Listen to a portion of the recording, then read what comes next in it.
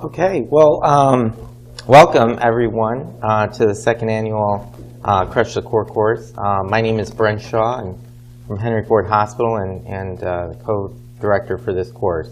I'll also be speaking to you guys on Sunday and about breast imaging, and so we'll have a great session on Sunday. As Christy had mentioned, please silence your phones or turn it off. And she mentioned about the restrooms are just outside to your right. As far as the format of the course, a little bit different from maybe some of the other courses. This is a multiple choice question format. And so there, each faculty will be showing multiple choice questions kind of in the ABR format. And each of you are getting a little clicker audience response system, and so we encourage your participation. We don't know who you guys are in terms of who's answering the question, so it's just it really helps the faculty in the sense of getting an understanding of what you guys know. If there's a situation where everyone gets a question wrong, well then the faculty member could spend a little bit more time explaining that question. We have, unlike last year, we expanded the duration of time for each session, so allows for each each faculty member to take a little bit of time explaining the questions, why the correct answer is correct and why the other answer choices are incorrect, and then also allows you guys to ask questions for the faculty member. Encouraged to do that. So if you guys are, I've told all the faculty members that if there is free time, to open it up for any questions that you guys may have, and if you don't feel comfortable, you can ask perhaps after the session, but there is a small break in between. As far as the answers to the questions, you will not see the answers to the questions on any of the slides in terms of a little circle as to which is the correct answer. And the reason why was that the slides that you have, or the slides that are shown, are exactly what you have in the e-syllabus. The answers will be given to you during the session, of course. The faculty member will tell you what is the correct answer. But also you'll get an email at the end of the day with all the answers for all the sessions for that day. The reason why we didn't give you the answers up front is then there's no reason to have an audience response system, and so that's why.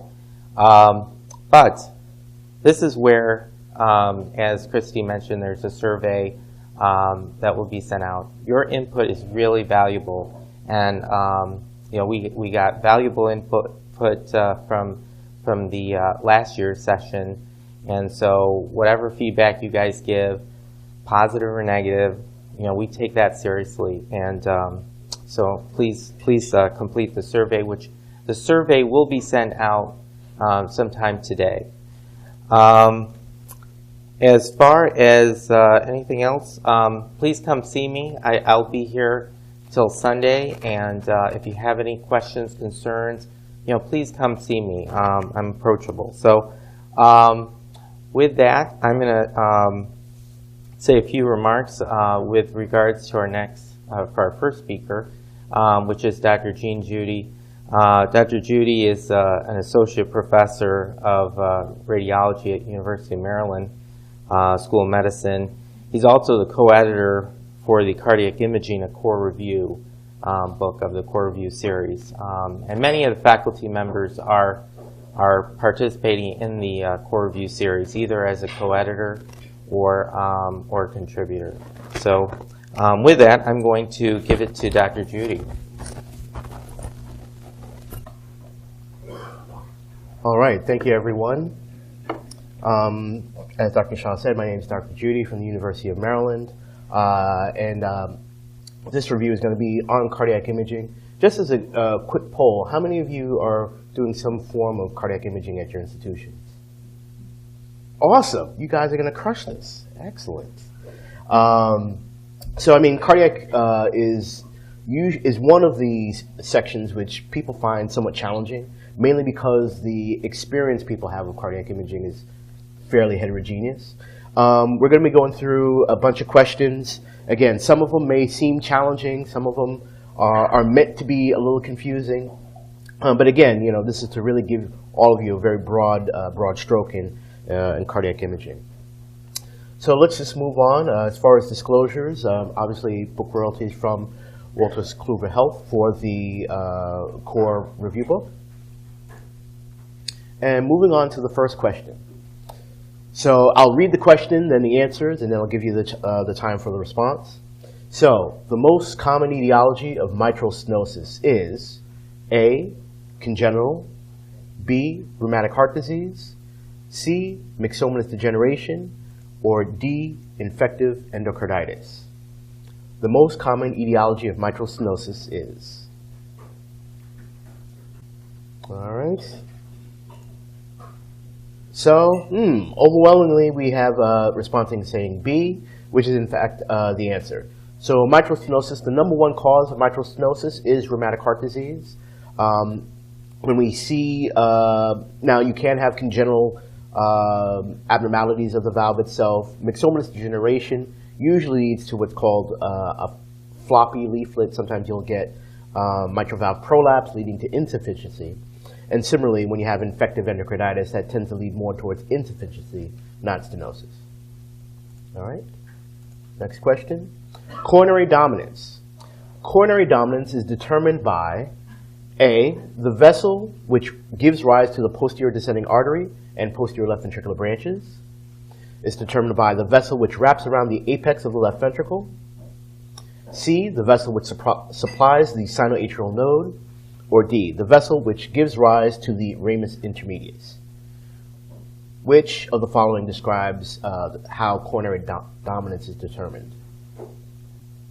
All right, I know you guys had your coffee. So, okay. So 86% say A, which is in fact the answer. So when we talk about coronary dominance is what vessel provides not just the posterior descending artery, but also posterior left ventricular branches. Most commonly, this is by the RCA. So the RCA comes around the heart and gives off the posterior descending artery, as well as posterior left ventricular branches, which go posterior to the left ventricle. A smaller percentage of the time, it can be coming from the left circumflex artery, again, giving rise to the posterior descending artery and posterior left ventricular branch. Okay, so here we have an image, and for this image, the most likely diagnosis for the following image is A, this is an example of myocardial infarction, B, an example of hypertrophic cardiomyopathy, C, an example of myocarditis, D, an example of arrhythmogenic right ventricular dysplasia. Which of the following is the most likely diagnosis for the imaging finding? All right. Survey says, so answer being C, the majority. And so what is it that we see here? C is in fact the answer. So this is a short axis slice from an MR. We can see that the myocardium is dark. So this is part of a delayed enhancement or late gadolinium enhancement sequence where we null the myocardium. We see that there are areas of increased signal. So this is evidence of late enhancement that we see here involving lateral and inferior walls of the left ventricle. Now what's interesting is that when you look at the distribution, epicardial versus mid-myocardial versus subendocardial, this is largely epicardial in its distribution. And that means it's not compatible with an ischemic abnormality. Ischemic abnormalities start off as subendocardial, and then as they become more severe, become more transmural. The fact that this is largely epicardial is very common in the setting of myocarditis. Now, myocardial infarction, again, should be more subendocardial. Hypertrophic cardiomyopathy, where you see hypertrophy of the myocardium. Most commonly when you have the fibrosis as a result of hypertrophic cardiomyopathy, it ends up being in the middle of the myocardium. And arrhythmogenic right ventricular dysplasia, as the name suggests, usually involves the right ventricle. You can see delayed enhancement in the setting of ARVD, but again, usually it's going to be more transmural in thickness, and the RV myocardium is going to be very thin. All right, excellent. Moving forward. Oh, I like this case. So, here we have a cine of an angio. So, and the question is regarding Takotsubo. So, findings of Takotsubo cardiomyopathy frequently features which? A, Takotsubo has regional dysfunction, which matches the degree and location of coronary disease. B, there is a lack of troponin elevation, which distinguishes Takotsubo cardiomyopathy from myocardial infarction. C, findings disappear after 24 to 48 hours. Or D, Takotsubo cardiomyopathy is an abnormality that is a direct complication of cardiac catheterization. A couple more seconds. Wait, there's one straggler. No, all right. Okay, so interestingly, no one's picking D. That's good. All right. Or is that a quirk? I don't know. So the majority, it's almost split between B and C. So this is an example of Takotsubo. So let's see which is the answer. Takotsubo is where you have this essentially stunning of the apex of the left ventricle, and usually it's due to some type of catecholamine surge. You have this surge which causes stunning, and these patients have this regional dysfunction, but what's interesting is it's not related to underlying coronary disease. So the idea that dysfunction matches the location of coronary disease is obviously false, because these patients have clear coronaries. The stunning occurs directly because of catecholamine surge. It's not a direct complication of cardiac catheterization, so it brings us back to B and C. So again, you have this catecholamine surge, these patients have this stunning, and when these patients present, they actually have troponin elevation, and in many respects present just like a myocardial infarction.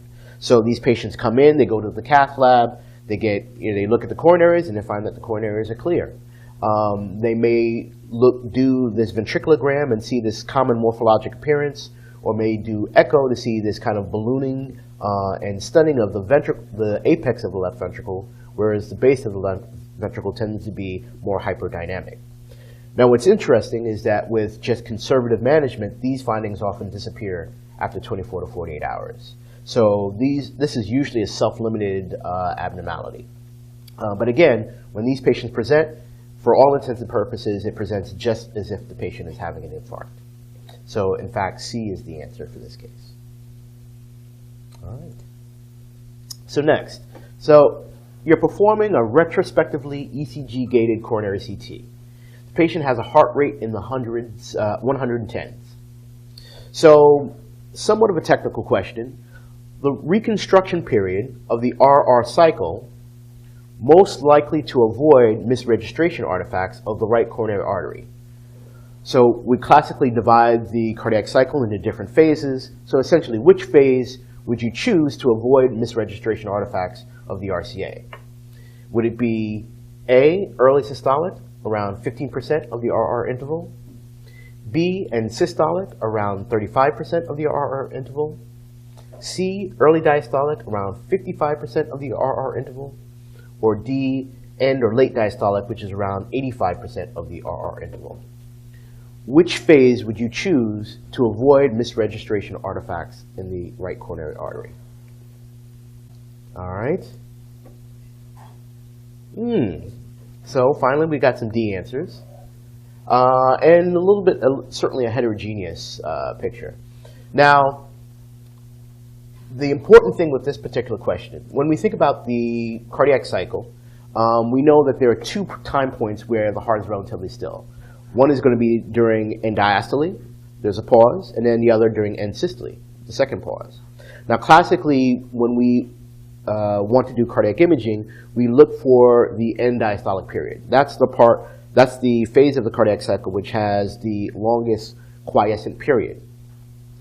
So ordinarily, D would be the answer. However, what's interesting is that when patients have higher heart rates, well remember, so that time period when the heart is relatively still and end diastole, as the heart rate increases, well that end diastolic period gets shorter and shorter. And there's a point in time where your end diastolic, that quiescent period, is actually shorter than your end systolic quiescent period. So at